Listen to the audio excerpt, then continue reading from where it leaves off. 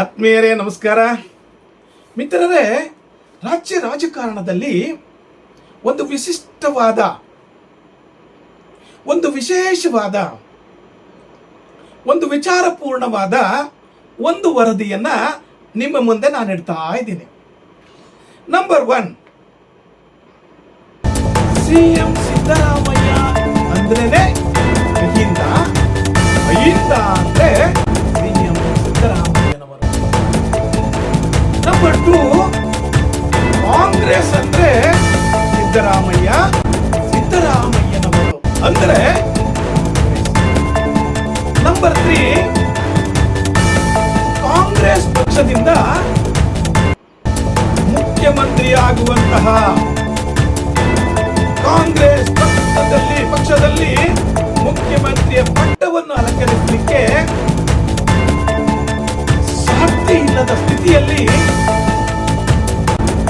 ಕೈ ಚೆಲ್ಲಿದಂತಹ DK brothers. ಅದಕ್ಕೆ ಕಾರಣ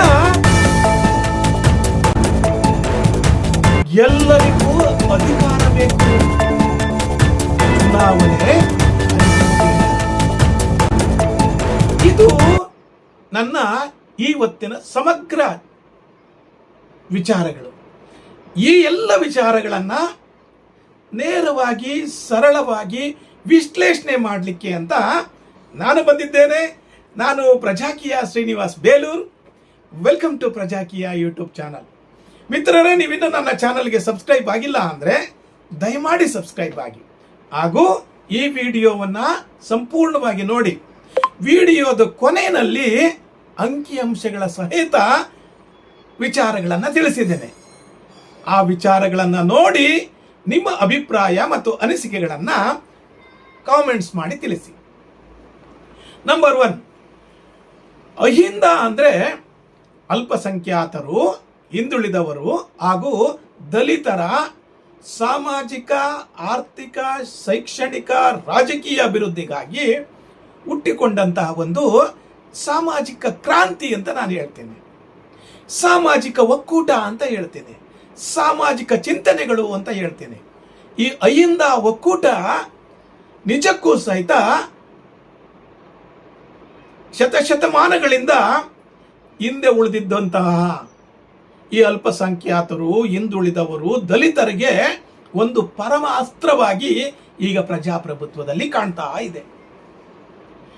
ಈ ಅಹಿಂದ ಹುಟ್ಟು ಹಾಕ್ತವರು ಈಗ ಅಹಿಂದ ಸರ್ವಶ್ರೇಷ್ಠ ನಾಯಕರಾದಂತಹ ಸನ್ಮಾನ್ಯ ಸಿದ್ದರಾಮಯ್ಯನವರು. ಸ್ನೇಹಿತರೆ, ಈ ಅಹಿಂದ ಹುಟ್ಟು ಹಾಕ್ಲಿಕ್ಕೋಸ್ಕರನೇ ಸಿದ್ದರಾಮಯ್ಯನವರು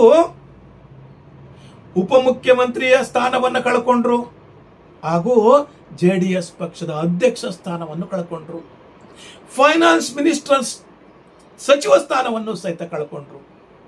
ಇಷ್ಟೆಲ್ಲವನ್ನ ಕಳೆದುಕೊಂಡಂತಹ ಸನ್ಮಾನ್ಯ ಸಿದ್ದರಾಮಯ್ಯನವರು ಅಹಿಂದ ಒಕ್ಕೂಟವನ್ನ ಹುಟ್ಟು ಹಾಕಿದರು. ಸ್ನೇಹಿತರೆ, ಕಾಂಗ್ರೆಸ್ ಅಂದ್ರೆ ಅಹಿಂದ, ಅಹಿಂದ ಅಂದ್ರೆ ಕಾಂಗ್ರೆಸ್. ಸ್ನೇಹಿತರೆ, ಕಾಂಗ್ರೆಸ್ಸಿಗೆ ಮೂಲ ಮತ ಬ್ಯಾಂಕೇ ಅಲ್ಪಸಂಖ್ಯಾತರು, ಹಿಂದುಳಿದವರು ಹಾಗೂ ದಲಿತರು. ಈ ಅಲ್ಪಸಂಖ್ಯಾತರು, ಹಿಂದುಳಿದವರು, ದಲಿತರನ್ನ ಕಾಂಗ್ರೆಸ್ ನಿಜಕ್ಕೂ ಸಹಿತ ಒಂದು ಬಿಗಿ ಮುಷ್ಟಿಯಲ್ಲಿ ಇಟ್ಕೊಂಡಿದೆ. ಇದಕ್ಕೆ ಕಾರಣ ಏನಪ್ಪಾ ಅಂದ್ರೆ ಕಾಂಗ್ರೆಸ್ನ ಇಂದಿನ ಮುಖ್ಯಮಂತ್ರಿ ಸಿಎಂ ಸಿದ್ದರಾಮಯ್ಯನವರು. ಸಿದ್ದರಾಮಯ್ಯನವರಲ್ಲಿರುವಂತಹ ಸಿದ್ಧಾಂತ, ಸಿದ್ದರಾಮಯ್ಯನಲ್ಲಿರುವಂತಹ ವಿಚಾರಗಳು, ಸಿದ್ದರಾಮಯ್ಯನಲ್ಲಿರುವಂತಹ ಆಚಾರಗಳು ಈ ಮೂರೂ ಸಮುದಾಯಗಳನ್ನ, ಅಹಿಂದ ಒಕ್ಕೂಟವನ್ನ ಅವರೊಟ್ಟಿಗೆ ಇಟ್ಕೊಂಡಿದ್ದಾರೆ. ನಾನು ಹೇಳಿದ್ನಲ್ಲ, ಕಾಂಗ್ರೆಸ್ ಅಂದ್ರೆ ಸಿದ್ದರಾಮಯ್ಯ, ಸಿದ್ದರಾಮಯ್ಯ ಅಂದ್ರೆ ಕಾಂಗ್ರೆಸ್.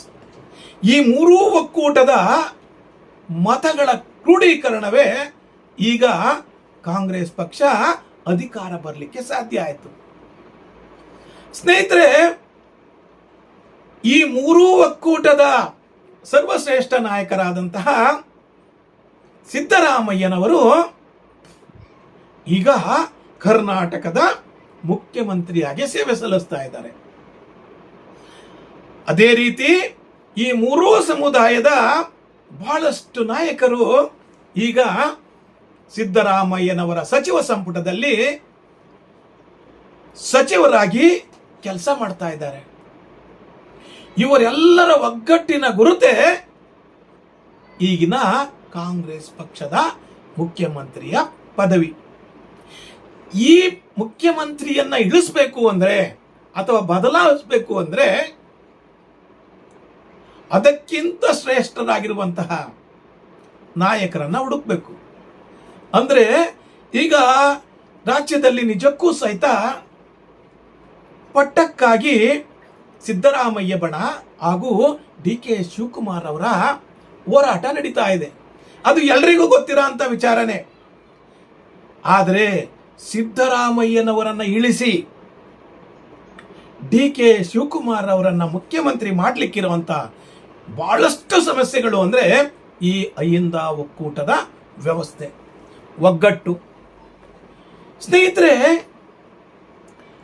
2.5 ವರ್ಷ ಅಲಿಖಿತ ಒಪ್ಪಂದ ಆಗಿದ್ರೂ ಸಹಿತ ಕೇಂದ್ರ ಸರ್ಕಾರ ಅಂದ್ರೆ ಹೈಕಮಾಂಡ್, ಕೇಂದ್ರದ ಹೈಕಮಾಂಡ್ ಸಿದ್ದರಾಮಯ್ಯನವರನ್ನ ಇಳಿಸ್ಲಿಕ್ಕೆ ಬಹಳಷ್ಟು ಯೋಚನೆ ಮಾಡ್ತಾ ಇದೆ. ಕಾರಣ ಏನಪ್ಪಾ ಅಂದ್ರೆ ಸನ್ಮಾನ್ಯ ರಾಹುಲ್ ಗಾಂಧಿ ಅವರು ಕಾಂಗ್ರೆಸ್ ಪಕ್ಷವನ್ನ ಬೆಳೆಸಬೇಕು ಅಂದ್ರೆ ಅಹಿಂದ ಒಕ್ಕೂಟ ಅಂದ್ರೆ ಅಲ್ಪಸಂಖ್ಯಾತರು, ಹಿಂದುಳಿದವರು, ದಲಿತರು ನಮಗೆ ವೋಟ್ ಹಾಕಬೇಕು. ಆ ಒಕ್ಕೂಟದ ಸರ್ವಶ್ರೇಷ್ಠ ನಾಯಕರಾದಂತಹ ರಾಹುಲ್ ಗಾಂಧಿ ಅವರಿಗೆ ತಿಳಿದಿರುವಂತೆ ಸಿದ್ದರಾಮಯ್ಯನವರು, ಆ ಸಿದ್ದರಾಮಯ್ಯನವರನ್ನ ಇಳಿಸಿ ಡಿ.ಕೆ. ಶಿವಕುಮಾರ್ ಅವರನ್ನ ಮುಖ್ಯಮಂತ್ರಿ ಮಾಡಬೇಕು. ಈಗ ಸಿದ್ದರಾಮಯ್ಯನವರೇ ವಾಲಂಟರಿಯಾಗಿ ರಾಜೀನಾಮೆ ಕೊಟ್ಟು ಸ್ಥಾನವನ್ನ ಖಾಲಿ ಮಾಡಿದ್ರೆ ಓಕೆ, ಇಲ್ಲ ಬಲಾತ್ಕಾರವಾಗಿ ಅದನ್ನ ಕಿತ್ಕೊಳ್ಬೇಕು ಅನ್ನೋದಿದೆಯಲ್ಲ, ಇದು ನಿಜಕ್ಕೂ ಸಹಿತ ಬಹಳ ಕಷ್ಟದ ಕೆಲಸ. ಈಗ ಬಜೆಟ್ ಅನ್ನ ಸಿದ್ದರಾಮಯ್ಯನವರು ದಾಖಲೆ ಬಜೆಟ್ ಅನ್ನ ಮಂಡಿಸ್ತಾ ಇದ್ದಾರೆ. ಆ ಬಜೆಟ್ಗೆ ಪೂರ್ವಭಾವಿಯಾಗಿ ಹೈಕಮಾಂಡ್ ಇವರಿಬ್ಬರನ್ನು ಕರೆಸಿ ನನಗೆ ಕ್ಲಾರಿಟಿ ಕೊಡಿ, ಬಜೆಟ್ ಆದ್ಮೇಲೆ ನನ್ನನ್ನು ಮುಖ್ಯಮಂತ್ರಿ ಮಾಡಿ ಅಂತ ಡಿ.ಕೆ. ಶಿವಕುಮಾರ್ ಅವರು ಕೇಳ್ತಾ ಇದ್ದಾರೆ. ಆದರೆ ಸ್ನೇಹಿತರೆ, ಹೈಕಮಾಂಡ್ ಅದಕ್ಕೆ ಯಾವ ರೀತಿಯಲ್ಲೂ ಸಹಿತ ಪೂರಕವಾಗಿ ಕೆಲಸ ಮಾಡ್ತಾ ಇಲ್ಲ. ಈಗ ಬಜೆಟ್ ಮಂಡನೆಗೆ ಇನ್ನೇನು ಕೆಲವೇ 5 ದಿನಗಳು ಮಾತ್ರ ಉಳಿದಿದೆ. ಬಜೆಟ್ ಮಂಡನೆಗೆ ಡಿ.ಕೆ. ಶಿವಕುಮಾರ್ ತಂಡದವರು ಗೈರು ಹಾಜರಾಗಬಹುದು ಅನ್ನೋದು ಬರೀ ಭ್ರಮೆಯ ಮಾತು. ಸ್ನೇಹಿತರೆ, ಅಂಕಿಅಂಶಗಳನ್ನ ಹೇಳ್ತೀನಿ ನಾನು. ರಾಜ್ಯದಲ್ಲಿ 224 ಕ್ಷೇತ್ರಗಳಿದೆ. ಅದರಲ್ಲಿ 135 ಕ್ಷೇತ್ರಗಳಲ್ಲಿ ಕಾಂಗ್ರೆಸ್ ಪಕ್ಷ ಗೆದ್ದಿದೆ. 3 ಕ್ಷೇತ್ರಗಳಲ್ಲಿ ಇಂಡಿಪೆಂಡೆಂಟ್ ಆಗಿ ಗೆದ್ದಿದ್ದಾರೆ. ಒಬ್ರು ದರ್ಶನ್ ಪುಟ್ಟಣ್ಣಯ್ಯ, ಜನಾರ್ದನ ರೆಡ್ಡಿ, ಹಾಗೂ ಈಗ ಕಾಂಗ್ರೆಸ್ ಅಂದ್ರೆ ಬಿಜೆಪಿಯಿಂದ ಪಕ್ಷ ವಿರೋಧಿ ಚಟುವಟಿಕೆ ಮಾಡಿ ಹೊರಬಂದಿರುವಂತಹ ಯತ್ನಾಳ್ ಹಾಗೂ ಸೋಮಶೇಖರ್, ಇವರೆಲ್ಲರೂ ಸೇರಿದ್ರೂ ಸಹಿತ 224 ಕ್ಷೇತ್ರಗಳಾಗ್ತದೆ. ಆದರೆ ಬಿಜೆಪಿಯಿಂದ 62 ಸೀಟ್ಗಳು, JDS ಇಂದ 18 ಸೀಟ್ಗಳಲ್ಲಿ ಇವರಿಬ್ಬರೂ ಸೇರಿಸಿದ್ರೆ 80 ಸೀಟ್ ಆಗ್ತದೆ. ಕಾಂಗ್ರೆಸ್ 135 ಸೀಟ್ ಇದೆ.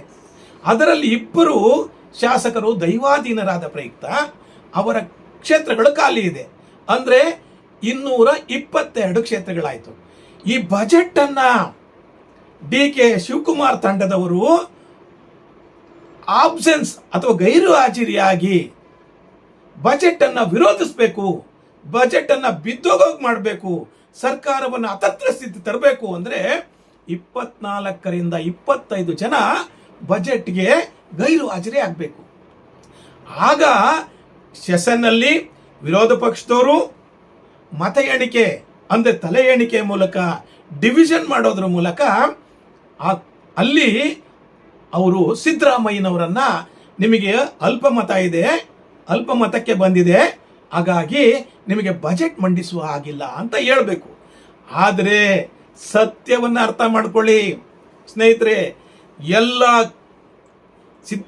ಕಾಂಗ್ರೆಸ್ ಪಕ್ಷ ಆಗಲಿ, JDS ಪಕ್ಷ ಆಗಲಿ, BJP ಪಕ್ಷ ಆಗಲಿ, ಎಸ್ಪೆಷಲಿ ಈಗ DK ಶಿವಕುಮಾರ್ ಒಟ್ಟಿಗಿರುವಂತಹ ಶಾಸಕರಲ್ಲಿ ಎಲ್ಲರಿಗೂ ಅಧಿಕಾರ ಬೇಕು. ಆದರೆ ಚುನಾವಣೆಯಲ್ಲಿ ನಿಂತು ಮತ್ತೆ ಗೆಲ್ಲಬೇಕು ಅನ್ನುವಂಥ ಭಯನೂ ಸಹಿತ ಇದೆ. ಎಲ್ರಿಗೂ ಅಧಿಕಾರ ಬೇಕು, ಆದರೆ ಚುನಾವಣೆ ಯಾರಿಗೂ ಬೇಡ. ಹಾಗಾಗಿ ಅವರು ಯಾವುದೇ ಕಾರಣಕ್ಕೂ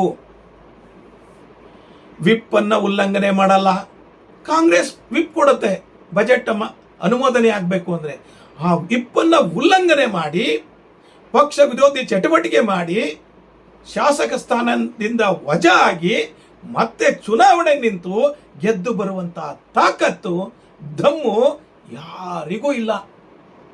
ಯಾಕೇಳಿ, JDS ಮತ್ತು BJP ಬಹಳ ಸ್ಟ್ರಾಂಗ್ ಆಗಿ ಕೆಲಸ ಮಾಡ್ತಾ ಇದೆ.